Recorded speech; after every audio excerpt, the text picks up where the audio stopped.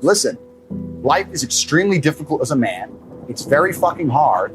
There is no way I can tell you to win unless you're a top tier man. I can't sit here and give you a cheat code that allows you to stay a loser and win.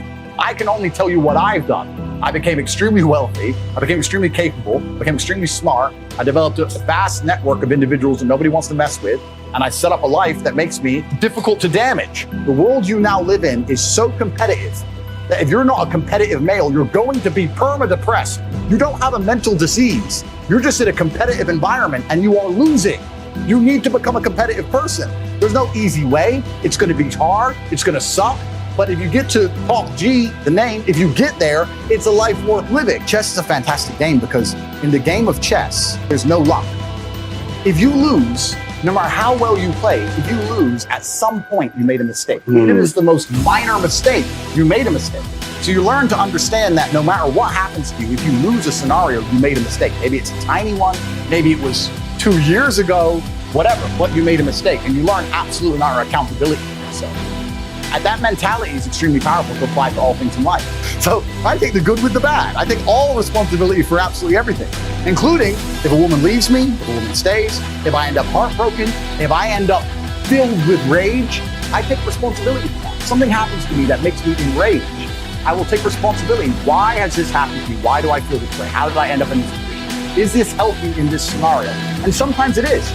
I've had scenarios in my life where I was prepared to die to protect somebody else, and I was enraged, and it was healthy. I've also had times where I'm in a room by myself, enraged, sitting there going, this is no good for anybody. I need to just calm the fuck down. So emotions are feedback, but stoicism is the ability to process them. And that's what you need to learn as a man. You're never going to be able to turn them off. You're going to feel them. You have to learn how to process them and turn them into a positive. It's energy. It's unlimited energy. I say this all the time. I say that the biggest periods of transformation in my life is when everything was going wrong. When my life was going good, I'm not a hedonistic person. I don't do drugs. I don't gamble. I don't do prostitutes. I don't do anything that hedonistic. But I'll certainly go on the yacht with a bunch of women I know and chill and have some vodka. When life's smooth, then it's semi-hedonistic, pretty relaxed. But when I make my biggest progress, when I really change who I am and change the world, that's when everything's fucked. When things go wrong, or I'm feeling things I don't want to feel, or bad things are happening, that's when I'm like, okay, I currently cannot sleep. I've completed the day's tasks. I've tried to go to bed. I can't sleep. More shit has happened. That's when the amazing things happen in my life. When I was heartbroken, I hit the gym hard, right? If something goes wrong with your payment processor, that's when you get fucking inventive. That's business, right? That's when you get inventive. So all the bad things that happen to you as a man, if you're stoic, you get to take unlimited energy. Heartbreak is unlimited energy. So is depression. So is rage. So is sadness. All these negative emotions they tell you to collapse behind. It's like Bruce Lee says, be like water. And people see that as be fluid and just go with the flow. I disagree. If you're like water, you are necessary for life. You are scary when you're enraged. You're powerful. You're beautiful when you're calm. You're so many things when you're like water, right? So if I'm enraged, it's like water behind a dam. You just got to put the dam in place. You got to get the turbo, the hydroelectrics put in. Don't tsunami your life. Put the energy somewhere. And this is the most beautiful thing about it, because people message me all the time like, oh, but Tate, you don't know how sad I feel.